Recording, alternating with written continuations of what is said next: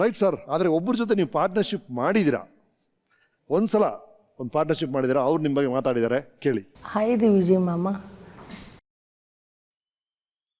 ನಾನು ನಿಮ್ಮನ್ನು ಫಸ್ಟ್ ನೋಡಿದ್ದು ನಮ್ಮ ಅಕ್ಕನ ಮದುವೆಯಲ್ಲಿ. ಆನಂತರ ಆಗಾಗ ನಾನು ನಮ್ಮ ತಾಯಿ ಜೊತೆಯಲ್ಲಿ ನಿಮ್ಮ ಮನೆಗೆ ಬರ್ತಾಯಿದ್ದೆ. ಆವಾಗ ನಮ್ಮ ಮಾವರು ನನ್ನ ಕನ್ಯಾ ನೋಡಿ ಬಾ ಅಂಥೇಳಿ ನಮ್ಮ ಊರಿಗೆ ಬಾಗಲಕೋಟೆಗೆ ಕಳಿಸಿದರು ನಿಮ್ಮನ್ನು. ಆವಾಗ ನೋಡಿ ಫಿಕ್ಸ್ ಮಾಡಿ ಮದುವೆ ಮಾಡಿಕೊಂಡ್ರೆ.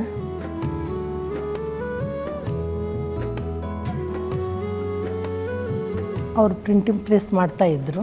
ಆನಂತರ ಒಂದು ಲಾರಿ ತೊಗೊಂಡು ನಮ್ಮ ಮಾವರು ಅದಕ್ಕೆ ಬೇಡ ಅಂತ ಇದನ್ನು ಮಾಡಿದರು. ಅಂದರೂ ನಮ್ಮ ಮನೆಯವರು ಛಲ ಹಠ ಅವ್ರಿಗೆ ತುಂಬ, ಅದನ್ನೇ ನಾ ಮಾಡಿ ತೀರ್ತೀನಿ ಲಾರಿದು ಅಂಥೇಳಿ ಲಾರಿ ತೊಗೊಂಡ್ರು.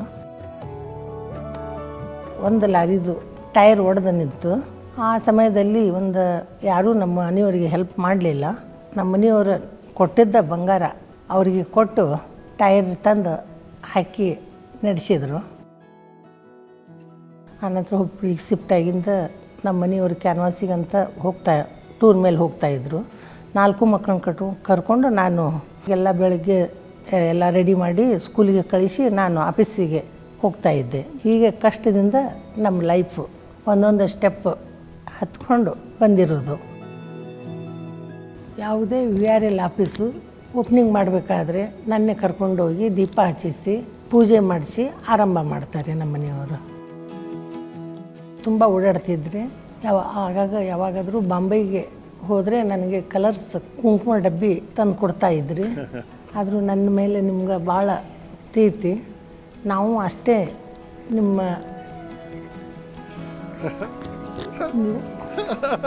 ಯಾವಾಗಾದರೂ ಜೋಕ್ ಮಾಡ್ತಾ ಇರ್ತಾರೆ.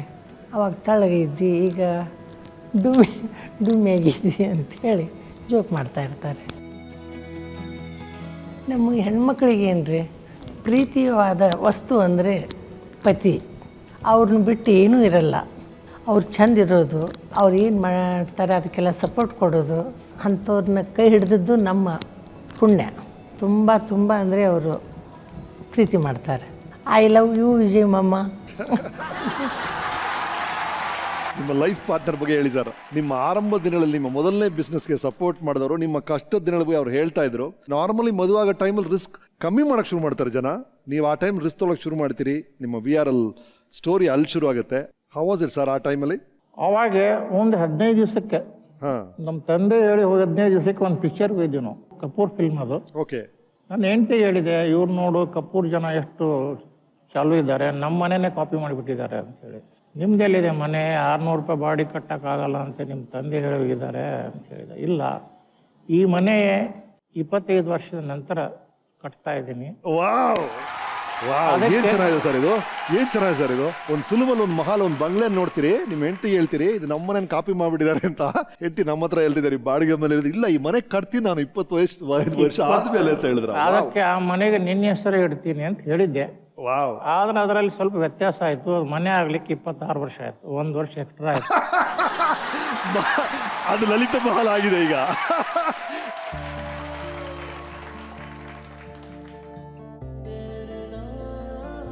ಸರ್ ಏನ್ ಚೆನ್ನಾಗಿದೆ ಸರ್, ಈ ಕಥೆ ಎಷ್ಟು ಚೆನ್ನಾಗಿದೆ sir. So nice. Yes, Lalithamma ಅವ್ರು ಬಂದಿದ್ದಾರೆ, ಸ್ವಾಗತಿಸಿ. ಅಮ್ಮ ಬನ್ನಿ.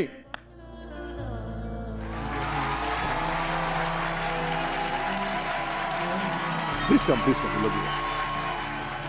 ಅಮ್ಮ, ಈಗ ತಾನೇ ಲಲಿತ ಮಹಲ್ ಶುರು ಆಯ್ತು ಕಥೆ ಹೇಳ್ತಾ ಇದ್ರು ಸಾರು. 25 ವರ್ಷದಲ್ಲಿ ಈ ತರ ಒಂದು ಮನೆ ಕಟ್ತೀನಿ ಅಂದ್ರಂತೆ. 26 ವರ್ಷ ಆಯ್ತು ಅಂತ ಹೇಳಿದ್ರು. ಬಟ್ ಆ ದಿನಗಳು ಬಾಡಿಗೆ ಮನೇಲಿ ಇದ್ರಲ್ಲ, 600 ರೂಪಾಯಿ ಬಾಡಿಗೆ ಕೊಟ್ಕೊಂಡು ಇವ್ರ ಕನಸುಗಳು, ಒಂದೇ ಒಂದು ಲಾರಿ ಇಟ್ಕೊಂಡು, ಆ ದಿನಗಳು ಬಿಡಿ ಹೇಳಿಮ್ಮ.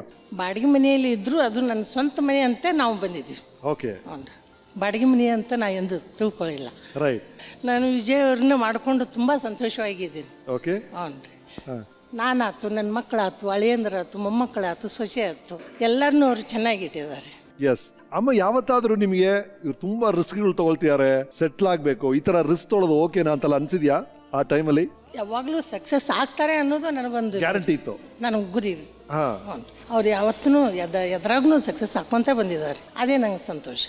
ಅವ್ರು ಏನು ಮಾಡಿದ್ರು ಹೇಳ್ತಿದ್ರು, ಎಸ್ ನೀವು ಮುಂದುವರಿರಿ, ಇದು ಸಕ್ಸಸ್ ಆಗ್ತದೆ ಅಂತ ನಾವು ಅವ್ರಿಗೆ ಹೇಳ್ತಿದ್ವಿ. So nice. ಸರ್, ನಿಮ್ಮ ಶ್ರೀಮತಿಯವರ ಪಾತ್ರ ನಿಮ್ಮ ಇನಿಷಿಯಲ್ ಡೇಸಲ್ಲಿ ಹಾಂ, ನಮ್ಮ ಅಣ್ಣನ ಹೆಂಡತಿ ತಂಗಿಯವರು ಮದುವೆಕ್ಕಿಂತ ಮೊದಲೇ ಬರ್ತಾ ಇದ್ರು. ನಾನು ಪ್ರೆಸ್ನಲ್ಲಿ ಕೆಲಸ ಭಾಳ ಮಾಡ್ತಾ ಇದ್ನಲ್ಲ, ಇವಳ ತಾಯಿ ತಂದೆ ಎಲ್ಲ ನೋಡ್ತಾ ಇದ್ರು. ಅದಕ್ಕೆ ಇವಳು ನಿರ್ಧಾರ ಮಾಡಿದ್ರು, ಇದು ಓಡೋ ಕುದುರೆ ಇದನ್ನೇ ಸವಾರಿ ಮಾಡಬೇಕು ಅಂತ. ಅದರಿಂದ ಮದುವೆ ಆಯಿತು, ಸುಖವಾಗಿದ್ವಿ. ಮತ್ತು ನಾನು ವರ್ಕೋಹಾಲಿಕ್ಕು, ತುಂಬ ವಿಚಿತ್ರ ಮನುಷ್ಯ, ಹೆಚ್ಚು ಸ್ಪೀಡು, ಅವಳು ಒಂದು ಸ್ವಲ್ಪ ಸ್ಲೋ. ಒಂದೊಂದು ಸರಿ ಮಿಸ್ ಮ್ಯಾಚ್ ಆಗಿಬಿಡುತ್ತೆ. ಇವತ್ತು ಬೆಳಿಗ್ಗೆ ಬರುವಾಗ ಕೂಡ 2 ನಿಮಿಷ ಲೇಟ್ ಆಯಿತು ಅವಳದು. ನಾ ಬಂದುಬಿಟ್ಟೆ, ನಾ ಏರ್ಪೋರ್ಟಿಗೆ ನಾನು ಕಾರ್ ತಗೊಂಡು. ಈಗ ಅವಳು ಮತ್ತೆ ಒಂದು ಕಾರ್ನಲ್ಲಿ ಬಂದಳು. ಈ ಥರ ಭಾಳ ಸಲ ಆಗ್ತಾ ಇರುತ್ತೆ.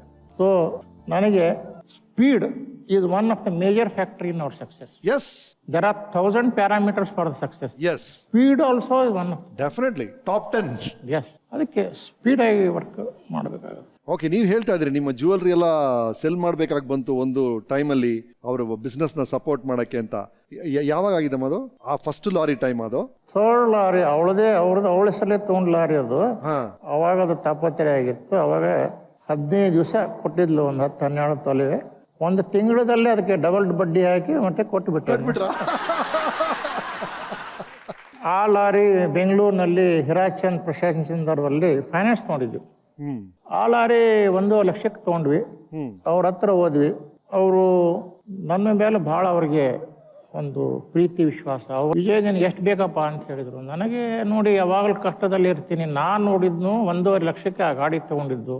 ನೀವು 50,000 ಕೊಟ್ಟರು ತೊಗೊತೀನಿ, 1 ಲಕ್ಷ ಕೊಟ್ಟರು ತೊಗೊತೀನಿ, 2 ಲಕ್ಷನೂ ಕೊಟ್ಟರು ತೊಗೊತೀನಿ. ನನಗೆ ಅವರು ಮ್ಯಾನೇಜರ್ ಹೇಳಿದರು, ಮ್ಯಾನೇಜರ್ ಮಣಿ ಈಗ 2 ಲಕ್ಷ ಕೊಟ್ಟುಬಿಡು ವಿಜಯಗನೇ ಅಂತೇಳಿ. ಅವ್ರಿಗೆ ಆಶ್ಚರ್ಯ ಆಯ್ತು. ಮ್ಯಾನೇಜರ್ 1 ಲಕ್ಷ ಹೇಳ್ತಿದ್ದಾರೆ, 2 ಲಕ್ಷ ಹೇಳ್ತಾರೆ. ಇಲ್ಲಪ್ಪ, ವಿಜಯ್ ಎಂದು ಚೀಟ್ ಮಾಡಲ್ಲ, 2 ಲಕ್ಷ ಕೊಡು ಅಂತೇಳಿ. ಸೋ ನೈಸ್ ಅಲ್ಲ ಸರ್? ಹತ್ರ ಆರಂಭದ ದಿನಗಳಲ್ಲಿ ಯಾರೊಬ್ರು ನಂಬಿ ನಿಮ್ಮ ಮೇಲೆ ಇನ್ವೆಸ್ಟ್ ಮಾಡೋದು ಅಂದರೆ ಅವರಿಗೆ ಅಷ್ಟು ಭರವಸೆಯನ್ನು ನಾವು ಕ್ರಿಯೇಟ್ ಮಾಡಿದ್ದೀವಿ. ಅದು ಮೇನ್. ಅದೇ ಬಿಕಾಸ್ ಆಲ್ರೆಡಿ ನಾನು 2 ಟ್ರಕ್ ಅವರ ಹತ್ರ ಇತ್ತು, ಸರಿಯಾಗಿ ನಾನು ಇನ್ಸ್ಟಾಲ್ಮೆಂಟ್ ಕಟ್ತಾ ಇದ್ದೆ. So that made him. ದುಡ್ಡಿನ ವ್ಯವಹಾರ ಏನಿದೆಯಲ್ಲ, ಯಾರದೇ ಒಂದು ಸಂಬಂಧನೂ ಕೆಡಿಸಿಬಿಡುತ್ತೆ. ಆ ವ್ಯವಹಾರ ಸರಿ ಇಟ್ಕೊಂಡ್ರೆ ಅದು ಕೊನೆಯವರೆಗೂ ಉಪಯೋಗ ಆಗುತ್ತೆ. ಪರ್ಟಿಕ್ಯುಲರ್ಲಿ ನಮ್ಮಂಥವ್ರು ರಿಸ್ಕ್ ತಗೊಳ್ಳೋರು ಶುಡ್ ಬಿ ವೆರಿ ಕೇರ್ಫುಲ್. ದುಡ್ಡು ಸಾಲ ಮಾಡಿ ಬೇರೆದಕ್ಕೆ ಉಪಯೋಗ ಮಾಡಬಾರ್ದು. ಈಗ ನೋಡಿ, ನಾ ಭಾಳ ಜನರಿಗೆ ಬೈತಾ ಇರ್ತೀನಿ, ಮದುವೆಗೆ 4 ವರ್ಷ ಆಗಿಲ್ಲ, ನಮ್ಮ ಮನೆ ಅಂತ. ನನ್ನ ಮಕ್ಕಳು ಹಳೆಯಂದಿರೋ ಸಸ್ತ್ಯಾರ ಇದೆ ತಲೆಯಲ್ಲಿ ಗೊಂಗು, ಮನೆ ಮಾಡ್ಬೇಕು. ಇದೊಂದು ಹುಚ್ಚು. ನಾ ಬೈತಾ ಇರ್ತೀನಿ. ಮೊದಲು ನೀವು ಎಸ್ಟಾಬ್ಲಿಷ್ ಆಗು. ಈಗ ಏನಾಗುತ್ತೆ ಅಂದರೆ, ನಾನು ನೋಡಿದ್ದೀನಿ ಸಾವಿರಾರು ಫ್ಯಾಮಿಲಿ ಒಂದೇನೋ ಬಿಸ್ನೆಸ್ ಇಂಡಸ್ಟ್ರಿ ಮಾಡ್ತಾರೆ, ಅದು ಒಂದು ಸ್ವಲ್ಪ ಚೆನ್ನಾಗಿ ನಡೆಯುತ್ತೆ ಅಂತಂದರೆ ಒಂದು ಅದ್ಭುತವಾದಂಥ ಮನೆ ಕಟ್ತಾರೆ. ಆ ಇಂಡಸ್ಟ್ರಿ ದುಡ್ಡಿನಿಂದ ಸೊರಗುತ್ತೆ, ಆ ವ್ಯವಹಾರ ದುಡ್ಡಿನಿಂದ ಸೊರಗುತ್ತೆ, ಮರ್ಯಾದೆ ಪ್ರಶ್ನೆ ಬರುತ್ತೆ. ಆಮೇಲೆ ಆ ಇಂಡಸ್ಟ್ರಿ ಬಂದ್ ಮಾಡ್ತಾರೆ ಹೊರತಾಗಿ ಮನೆ ಇಟ್ಕೊತಾರೆ. ಆಮೇಲೆ ಅವ್ರ ವಯಸ್ಸು ಹೆಚ್ಚಿಗೆ ಆದಾಗ ಮನೆ ಮತ್ತೆ ಲಾಸ್ಟಿಗೆ ಮಾರಬೇಕಾಗತ್ತೆ. ವೃದ್ಧಾಪ್ಯದಲ್ಲಿ ಭಾಳ ಕಷ್ಟವನ್ನು ಅನುಭವಿಸ್ತಾರೆ. ಆದ್ದರಿಂದ ಮನೆಯನ್ನು ಈ ಹುಚ್ಚು ಬಿಟ್ಬಿಡ್ಬೇಕು. ದುಡ್ಡು, ಬಂಗಾರ, ಮನೆ ಅದೆಲ್ಲ ಬರುತ್ತೆ. ನಾ 56 ವರ್ಷಕ್ಕೆ ನಾನು ಮನೆ ಕಟ್ಟಿದ್ದು. ಅಲ್ಲೂರು ಸ್ವಂತ ಮನೆ ಕಟ್ಟಲೇ ಇಲ್ವಾ? ಇಲ್ಲ. ಯಾಕೆ ಅನ್ಬೇಕು? ನಾವು 1 ಬೆಡ್ರೂಮ್ ಇರಲಿ, 10 ಬೆಡ್ರೂಮ್ ಇರಲಿ, ಎಲ್ಲಿದ್ರೂ ನಾವು ಸುಖವಾಗಿರಬೇಕು. ನಾನು ರೈಲ್ವೆ ಸ್ಟೇಷನ್ದಲ್ಲಿ ಮಲ್ಕೊಂಡಿದ್ದೀನಿ, ಬಸ್ ಸ್ಟ್ಯಾಂಡಲ್ಲಿ ಮಲ್ಕೊಂಡಿದ್ದೀನಿ. ಇವತ್ತು ನಾವು ವಿಂಡ್ಸರ್ ಮ್ಯಾನರ್ ಸೂಟ್ ರೂಮ್ನಲ್ಲಿ ಮಲ್ಕೊತಾ ಇದ್ದೀನಿ. It is not making me any difference. Yes, wow sir. Yes ma'am, thank you very much. ಬನ್ನಿ ಮ್ಯಾಮ್.